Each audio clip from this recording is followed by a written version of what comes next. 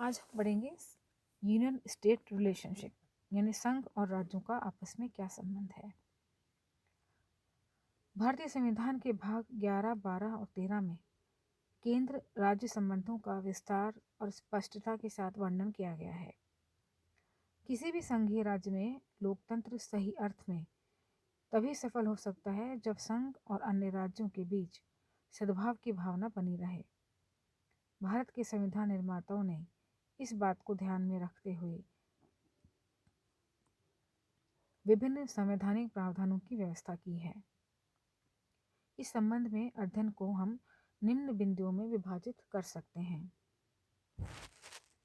विधायी क्षेत्र में केंद्र का राज्यों के साथ संबंध, प्रशासनिक क्षेत्र में केंद्र राज्य संबंध, वित्तीय क्षेत्र में केंद्र राज्य संबंध, न्यायिक क्षेत्र में केंद्र राज्य संबंध और आयोजन क्षेत्र में केंद्र और राज्यों के संबंध।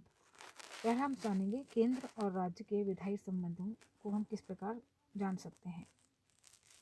भारतीय संविधान विधायी शक्तियों का दो श्रेणियों में विभाजन करता है, विधान विस्तार की दृष्टि से, विधान विषय की दृष्टि से। विधान विस्तार की दृष्टि से अनुच्छेद 245 के अनुसार संविधान के उपबंधों के अधीन रहते हुए संसद भारत के संपूर्ण राज्य क्षेत्र या उसके किसी भाग के लिए विधि बना सकती है।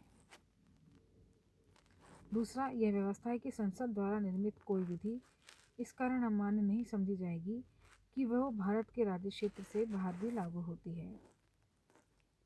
दूसरा है विधान विषय की दृष्टि से।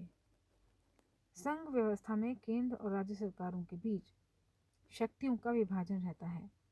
यह विभाजन किसी निश्चित या ठोस आधार पर नहीं किया जा सकता। प्रत्येक देश की स्थानीय और राजनीतिक परिस्थितियों के अनुसार शक्ति विभाजन भी अलग अलग होता है। भारत में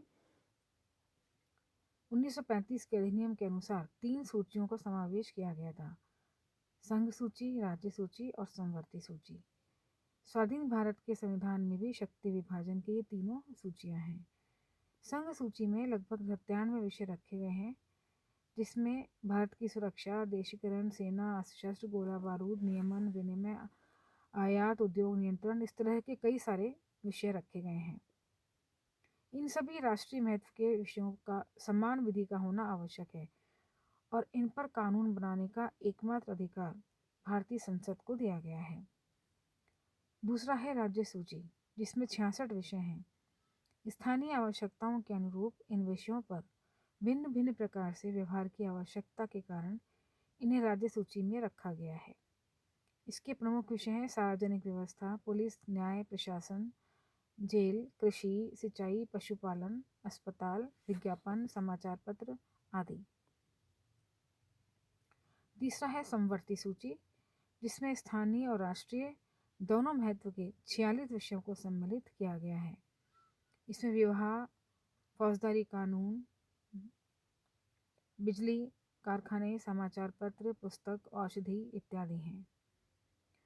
संविधान के 42वें संशोधन अधिनियम 76 के द्वारा 7वीं अनुसूची को संशोधित किया गया। उसके अनुसार संघ सूची में संघ और सशस्त्र बल पर संघ का नियंत्रण विषय जोड़ दिया गया है और राज्य सूची से शिक्षा को निकालकर समवर्ती सूची में समाविष्ट कर दिया गया है, ताकि शिक्षा के मामले में भी एक राष्ट्र नीति निर्धारित की जा सके।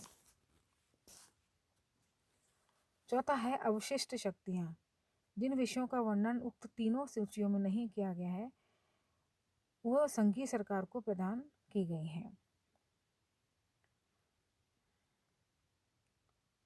शक्ति विभाजन की इस व्यवस्था से स्पष्ट है कि भारत में केंद्र की व्यवस्था का अनुसरण किया गया है, जो निम्नलिखित बातों से सिद्ध हो जाती है। साधारणतः वो विषय जो राष्ट्रीय महत्व के हैं केंद्र को दिए गए हैं। दूसरा, भारत के संपूर्ण राज्य क्षेत्र या उसकी किसी भाग के लिए कानून बना सकती है। संसद द्वारा बनाया गया कोई भी कानून किसी भी कारण से अमान्य नहीं हो सकता। तीसरा, संसद निर्मित विधियों और राज्य विधानमंडलों के द्वारा निर्मित विधियों में असंगति की स्थिति में संसद के द्वारा निर्मित विधि प्रभावी होती है। कुछ विशेष परिस्थितियों में संविधान के अंतर्गत संसद को राज्यों के क्षेत्र में भी कानून बनाने का अधिकार दे दिया गया है। जैसे आपातकालीन समय संसद राज्यों के प्रस्ताव पर भी राज्य सूची के किसी विषय में कानून बना सकती है। संघ सूची में कुछ प्रविष्टि ऐसी हैं जिनमें संसद को अधिकार है कि वह कानून के द्वारा आवश्यक घोषणा करने के बाद राज्यों के क्षेत्र में कुछ विषयों पर अपने कानून बना सके। संसद किसी देश के साथ की गई संधि, करार, अभिसमय का किसी अंतर्राष्ट्रीय सम्मेलन या संस्था के लिए किए गए किसी भी निर्णय को लागू करने के लिए कानून बना सकती है। अनुच्छेद 356 के अनुसार राष्ट्रपति किसी राज्य विशेष के शासन को अपने हाथों में ले सकता है और राज्य विधानमंडल के अधिकार संसद को प्राप्त हो जाते हैं। सर्वोच्च न्यायालय के अनेक निर्णयों में भी संघ को सर्वोच्चता दी गई है। संविधान के कुछ संशोधनों में भी संसद की विधायी शक्तियों में वृद्धि की गई है।